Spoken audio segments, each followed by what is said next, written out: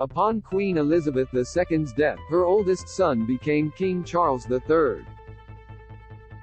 The new monarch also inherited the late Queen's $500 million fortune and assets, which consists of her art collection, jewelry, rare stamps, and real estate holdings including Sandringham House and the Balmoral Castle. The king has a number of residences he has already called home for several years, but now there is chatter that he will make his Clarence House, as well as the official residence of the reigning monarch Buckingham Palace, into public spaces. Here's a look inside those palaces and more. Buckingham Palace is undergoing renovations. Buckingham Palace is the most famous of all the royal residences and it is massive. The famed London Palace has 828,000 square feet of living space and boasts a staggering 775 rooms. Those include 19 staterooms, 52 royal and guest bedrooms, 188 bedrooms for staffers, 92 offices, and 78 bathrooms. Even King Charles reportedly thinks it's just too big for a monarch to be based out of, describing it as too large, too impersonal, and too drafty. However, the new king has been conducting business there since he took the throne and recently said that he would move into Buckingham Palace at some point.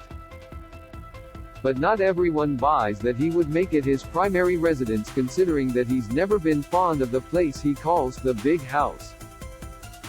Although an extensive renovation project at Buckingham Palace has been ongoing since 2019, a source told the Sunday Times, Charles doesn't see it as a viable future home or a house that's fit for purpose in the modern world. He feels its upkeep, both from a cost and environmental perspective, is not sustainable. King Charles's Clarence House residence could become a public space. Clarence House is another royal residence and the one Charles and Camilla Parker Bowles have called home for 2 decades. It was built in 1825 and sits between St. James's Palace and Lancaster House. Clarence House had previously been open to the public during the summer months as visitors were given a guided tour around the 5 rooms and adjoining spaces on the ground floor. Visitors could also view a garden, which features a formal area added by the king in 2004 in memory of his grandmother, the Queen Mother. Following Queen Elizabeth II's death, household operations at Clarence House ceased. Sky News previously reported that in addition to Buckingham Palace, Charles wanted Clarence House, Sandringham, and Balmoral Castle to become all go from private spaces to public places.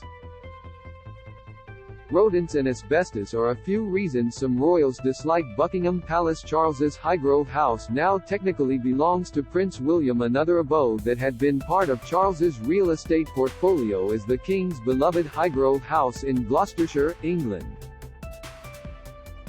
However, Charles's former title, the Duke of Cornwall, passed to Prince William, who gets the Duchy estate, which includes the Highgrove property.